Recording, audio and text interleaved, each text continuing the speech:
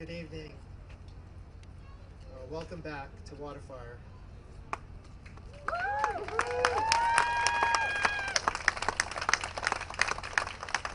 We've been waiting to say that for a long time, November 2019 to be precise. So thank you all for coming out tonight. We want to acknowledge, first of all, our special guests and partners who you'll hear from in a minute or so. Governor McKee, Mayor Lorza, thank you for coming. The Council President is here. Former Secretary Pryor, thank you. Providence Tourism Council Chair, Alex Gorian. And finally, Providence Warwick Convention and Visitors Bureau President, Kristen Adamo, thank you. Also want to acknowledge Councilman John Goncalves and Espinal. Thank you for coming. We also have some WaterFire board members here tonight. Vice Chair Charles Newton, somewhere here. I didn't see her, but Barbara Mullen, Sean Hawley, Liu Wang, Farouk Rajab, and Stephanie Fortunato. We thank you for all of your service. So 2020 was the first year in 25 years we did not have WaterFire in Providence. It's really hard to believe. And I just want to thank this group of leaders over here who actually have been instrumental in our ability to make a season happen. In the last few weeks, as a result of your leadership and efforts, WaterFire in Providence has been featured prominently in a lot of national tourism media, which we're really proud of. Travel and Leisure featured Providence as one of the top 10 places in the world to visit in October. On that list was also France, Aruba, and Hawaii, so that's not bad company. Good Morning America on Monday featured Providence and WaterFire as part of a reopening of Rhode Island segment, which was fantastic. And then finally, earlier this week as well, Condé Nast Traveler featured both WaterFire, the event downtown, as well as the WaterFire Arts Center, as New England's hippest city and cultural capital, new cultural capital. So that's a great. We are definitely not going to argue with that. Rhode Island, Providence, and WaterFire are back. So the season. We're really excited to tell you that we have 9 lightings this year, starting on September 4th and running through the first week of December. We have 9 confirmed lightings. 4 of those at this point are going to be full fires, and 5 of those will be partial fires. We'll kick off the season with on Labor Day weekend, Saturday of Labor Day weekend, with a COVID Heroes, including amazing essential workers that kept all our lives going during some of the darkest days of the pandemic. We have several of our long-term favorites, celebration of educational excellence in Rhode Island with the Department of Education, and our 9th annual Salute to Veterans. We're going to celebrate 50 years of women at Providence College and 15 years anniversary of the law firm Pennone, Lopes, Devereaux, and O'Gara. We're going to be welcoming the new University of Rhode Island president and alumni to WaterFire and families of Brown University during a alumni family weekend. Thanks to a local foundation who is anonymous at this point, we got funding to do our first BIPOC arts, technology, and business WaterFire. We're very excited about that. We're also going to organize a special 25th birthday party for WaterFire. It is our 25th season this year, and we're going to have a special party where we're going to light the basin, and stay tuned for more details on that. And then finally, last but not least, we're super excited. We've invited Santa Claus to come back, and we're going to have a very special WaterFire to celebrate the holiday season with Santa Claus. So very excited about a very full schedule in a very short period of time. Without further ado, I want to invite our special guests to share their thoughts about the upcoming season. And I first want to, Governor, I want to thank you for really stepping into one of the most challenging periods in Rhode Island's history and leading us to be one of the top vaccinated states in the country. And that's really what makes us here today. It makes it possible for us to be here today. I just had a conversation with the governor too, and we thought maybe it would be a good idea if we offered vaccinations at that WaterFire and maybe subsequent WaterFires. So we'd love to work with your team to figure that out. Early on, you expressed interest in honoring all the amazing essential workers that helped us through the darkest days of the pandemic. So we're super excited to start the season with that. So without further ado, I invite you. Thank you, Peter, and it is great to be here on tonight's announcement, and we're going to follow through on that issue of vaccination.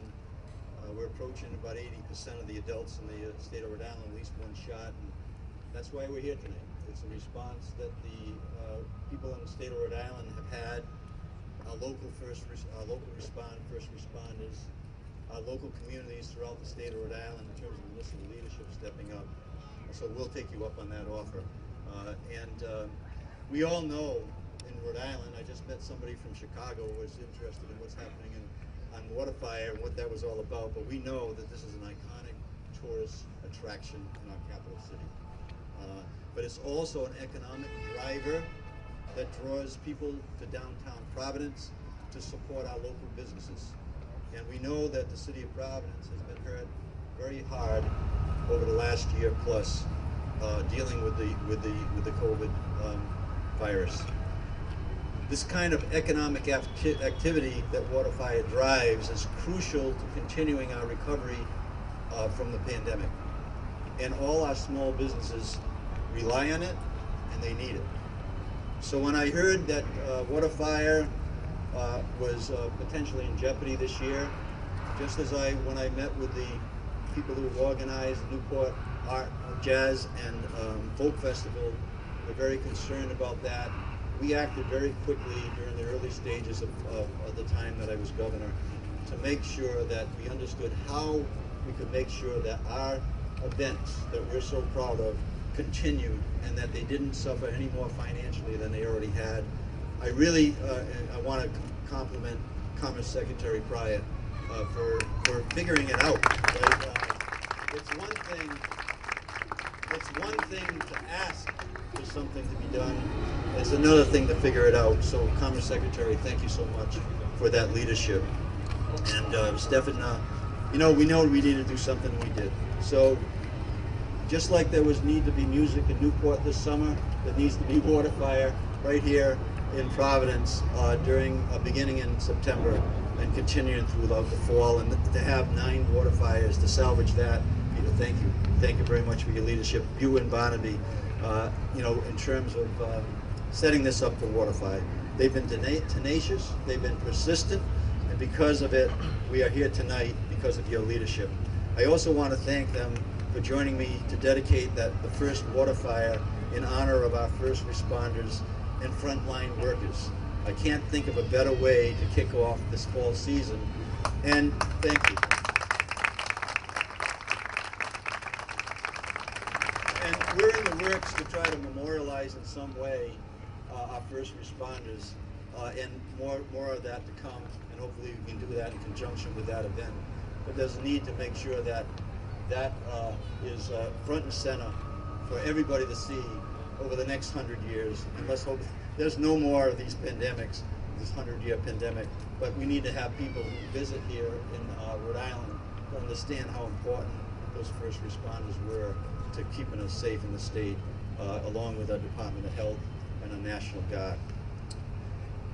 So I want to close with just a few requests. One, it takes a whole lot of help to put on a WaterFire, and this year is no different. If you're interested and able to volunteer with a setup or cleanup or reach out to WaterFire, I'm sure that will be putting you to good use. So volunteer. We have an unbelievable amount of volunteers, as I've seen over the years as I've attended these events. Second, to the businesses and philanthropic community, there are financial costs for putting on WaterFire. The state and the city have stepped up. Thank you, Mayor and the City Council. So if you see the value like we do, support it. I'm sure Peter and Barnaby would be glad to have additional supporters. And third and finally, the best thing that you and your family can do to protect yourself from COVID is to protect the small businesses and our arts and our entertainment activities. Get vaccinated. Right now, there's over 200,000 people in the state of Rhode Island that are eligible to be vaccinated and who have not done so yet. It's free, it's easy, it's safe, it keeps your family safe. So I encourage everybody to continue to get people vaccinated and keep our state safe as we reopen our economy. So that, I would like to thank you, and now let's kick off this WaterFire's comeback, and I'll give the microphone back to Peter to keep the program going. Thank you.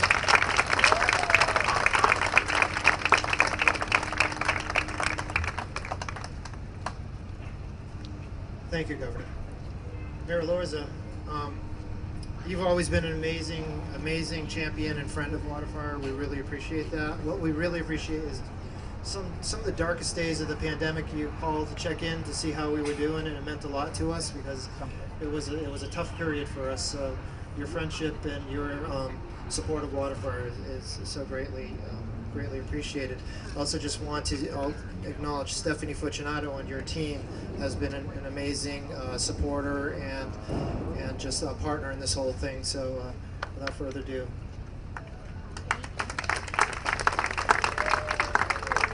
Good evening, everyone. Good evening, and thank you, everybody, for coming out. It really is a special day for the city, and in the sense that whenever you travel and Providence comes up, you know, there are two things that always come up. First, it's Federal Hill and all the amazing food we have there, and second is that fire water thing. It's WaterFire. We're very proud of it. It really is a part of who we are. It speaks to the creative capital. This is an art installation like no other that comes alive, literally, many times every year. And it brings our community together like no other events do. And that's what the power of the arts are. They bring people together from different walks of life, and we can enjoy the same moment in very new and different ways, but we can do it together. And so that's the special magic of WaterFire, that we're so happy to see come alive and come afire once again. So I want to thank Peter and Barnaby for keeping the spirit, the flame alive even throughout the darkest times. And we have to acknowledge that we're still emerging from COVID. And please everyone get vaccinated. To all of the first responders that stepped up to the plate and kept us all safe throughout the toughest times, thank you. This WaterFire Day, and I think it's fair to say this entire season, is dedicated to you. And to all of the residents throughout the city, the state, and visitors that will come from afar, please come, enjoy yourself here in Providence, enjoy all the beauty and richness that we have to offer, and come have a great time with yourself and your family. So congratulations all around to everybody who made this possible. I want to thank the governor and folks at the state that helped to chip in to make this happen, my colleagues on the city council, and of course my team that's always working hard to promote the arts and support organizations. We have Kristen Adamo from the PWCVB. We also have so many amazing folks like Alexis Gorriaran, so proud that I can say his last name, chair of the PTC. And thanks so much, everybody, for being out here. This is going to be a wonderful, wonderful season, so let's celebrate together in the way that only the arts can bring us together with, and WaterFire just does it so specially. Congratulations and thank you.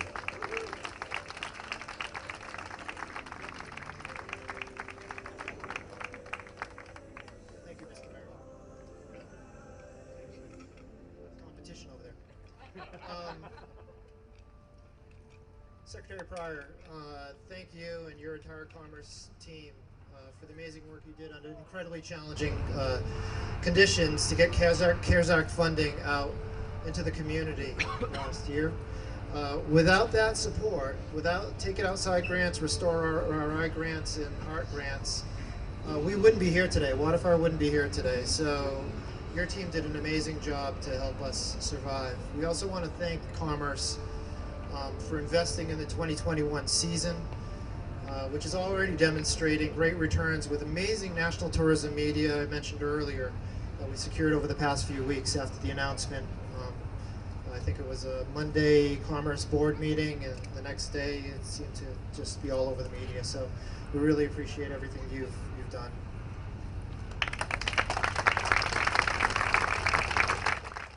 Thank you very much, Peter Mello, and thank you very much, Barnaby Evans. you all inspire us. You truly are lighting the way for our comeback. We're so proud of WaterFire and all that it means to our capital city, to the region, to the state, and to the nation and the world. We are so impressed with the way in which you've kept at it, and your advocacy led to ultimately the full formation of your budget so that we could have a season from September to December. It couldn't be a reopening year without WaterFire. We're so pleased at Rhode Island Commerce to have been able to give about $450,000 during the heart of the pandemic to keep you running. But you all were the ones, through total devotion and stick-to-itness, who made it happen. So Peter and Barnaby and the entire WaterFire team, are we just exhilarated by them? Are we amazed by them, what they're doing? It was, Governor McKee, I think this was the easiest decision we ever made.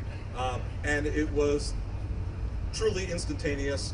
The governor and I were talking a couple of weekends ago only, talking about whether WaterFire could be brought back and could we join with the city, jointly challenge each other to make it happen. The governor said, and you know something, if we bring it back, you heard him say it already, but I just want to tell you that this was stated privately, this was stated at our board meeting, this is genuinely from Governor McKee. He said, when we bring WaterFire back, we need to celebrate the volunteers, the first responders, the medical workers who got us through this thing. So from the very start of this new season, that's what it's going to be about. So thank you, Governor, for the financial resources and for that spirit.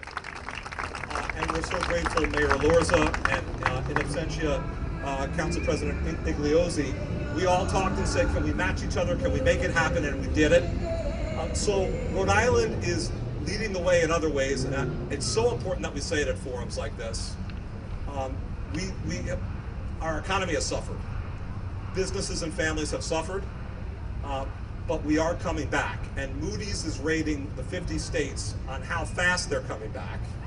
And ladies and gentlemen, in the past couple months, as the entire nation has come out of the pandemic, Rhode Island, instead of being a laggard, has been a leader. We've been in the top 10 for the past couple months among all the states. We're now ranked number 6 in the country, number 1 in the Northeast of America for our economic recovery. But I'm here to tell you, and Kristen Adamo will tell you, and the leaders of the hospitality industry and CVB will tell you, we lost 70% of our hotel revenue and activity between 2019 and 2020 in Providence. Providence is so reliant upon business activity and not so much on the seasonal tourist activity. We need WaterFire. So we are so grateful that it's coming back. And I want to make one final note. It really is an international phenomenon, WaterFire. It's our capital cities and it's all these concentric circles out to the world. And I want to welcome the United Kingdom's Council General for the region, Peter Abbott, who's here with us tonight and visiting WaterFire as it gets restarted. Peter, thank you for your faith in us. Governor, Mayor, and all assembled. Peter, Barnaby, thank you again. Thank you, Secretary Pryor. So, our next speaker, the mayor kind of helped me out a little bit here. I've been practicing the name all day, but hopefully I can say it here properly. The Providence Tourism Council has been one of WaterFire's longest and most important supporters and partners. And the Providence Tourism Council was the first organization to step up for the 2021 season very, very early on with a significant grant that was a seed, a leadership grant that really helped us lead the way with this other support that we've received. And I'd just like to thank Alex Gorian for your leadership and invite you up.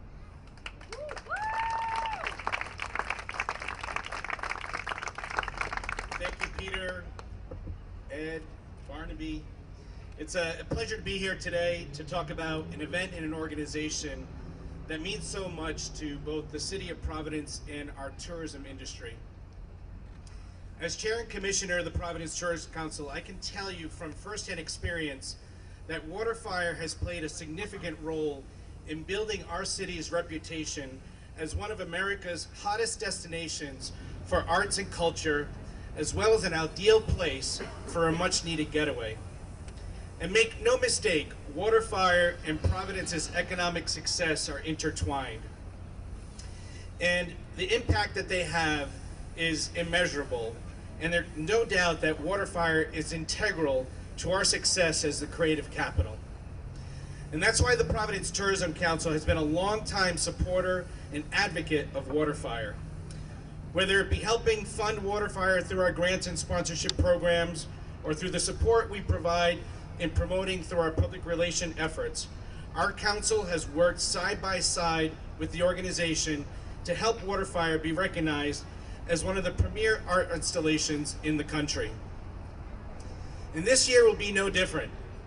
We are committed to utilizing PR to help promote the upcoming scheduled events, both regionally and nationally, while inviting media to experience WaterFire firsthand, so they too can understand what we all know here in Providence, that you must see a WaterFire to fully understand and appreciate its beauty as it activates our waterway and public spaces for all to enjoy. And make no mistake, we need WaterFire, not just as a means for attracting visitors, but also for the beauty, energy, and hopeful spirit that it brings to our incredible city. We applaud the efforts of the WaterFire organization and everyone involved driving its return, and we look forward to working with all involved to ensure its success, both now and into the future. Thank you.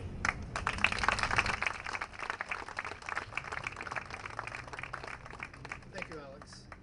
Our next to last speaker, actually this evening, is Kristen, the President and CEO of the Providence War Convention and Visitors Bureau. In the last year, in 2020, we had countless telephone conversations into 2021 too, to try to just figure out how to keep WaterFire alive, so that we could respond when health conditions permitted. And here we are tonight, and we did it. So come on up.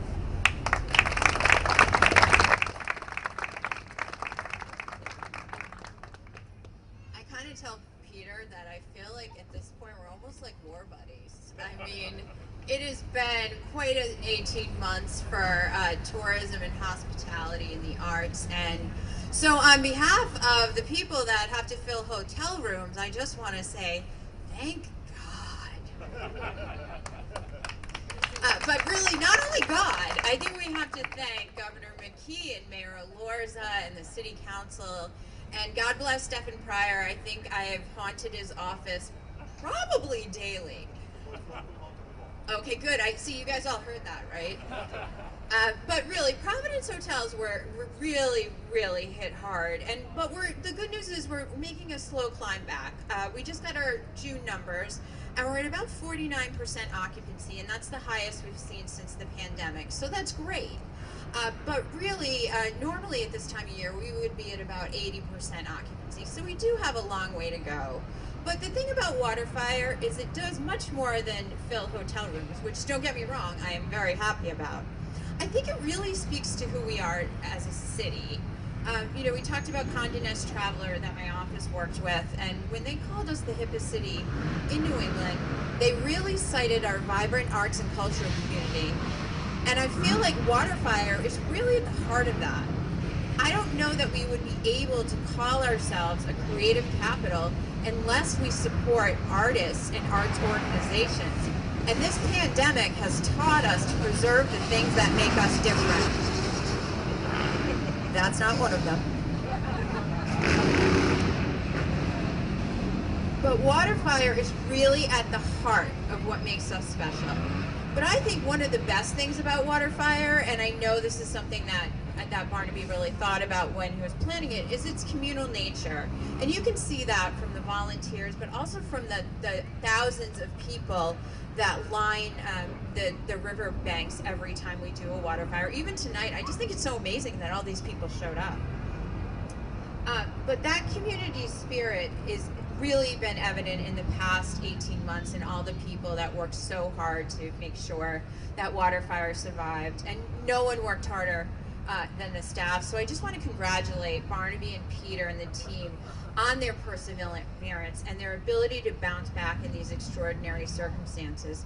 And we are so glad to have you guys back on the boats. So thank you. Thank you, Kristen. Our last, but never least speaker, I invite my friend and partner in leadership and the creator of this incredible artwork that celebrates what's so special about our community and keeps people coming back downtown at night to experience art. It's pretty amazing. Barnaby.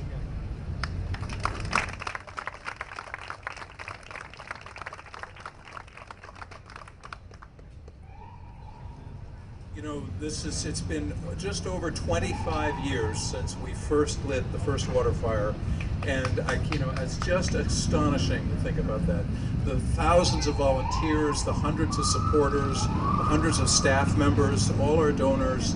The idea 25 years ago was this was an amazing city, and we have these amazing communities, and could we celebrate us all coming together about what we all value? And I'm so proud of so many people who've worked to make this possible, and incredibly thankful from the governor to the mayor to the city council to Stefan to the PTC and the Providence Warwick Convention Centers Bureau. The goal is to celebrate the restaurants, the city, the communities, the different identities of everyone here, the music from all over the world. It's been an honor to work for the past 25 years, both with my staff, with the leadership, and I think this is a great example of how an artwork can bring all these different political leaderships together. And I also think the state's done an absolutely marvelous job on coming back with COVID. We're fighting. We talked about the leadership of the governor, and the mayor's been great. I also want to acknowledge Dr. Nicole Alexander Scott. I think she's done a really absolutely wonderful job. And I know that's shared with everybody here. And when we talk about COVID leaders and heroes and frontline workers, we're thinking of everyone from Dr. Scott all the way down to people, frontline workers who are kept food going and restaurants going, and the many restaurants that switched over to support our workers, the National Guard, all of them. And I'm so pleased to be here. We're so pleased to be back. Even during COVID, WaterFire kept going. We did over 200 events, all outside, all safe, keeping the arts alive. The arts are such an important part of this community. Thank you all for your support. We'll look forward to seeing all of you, and we'll need your continued support to keep this city going strong. Thank you so much.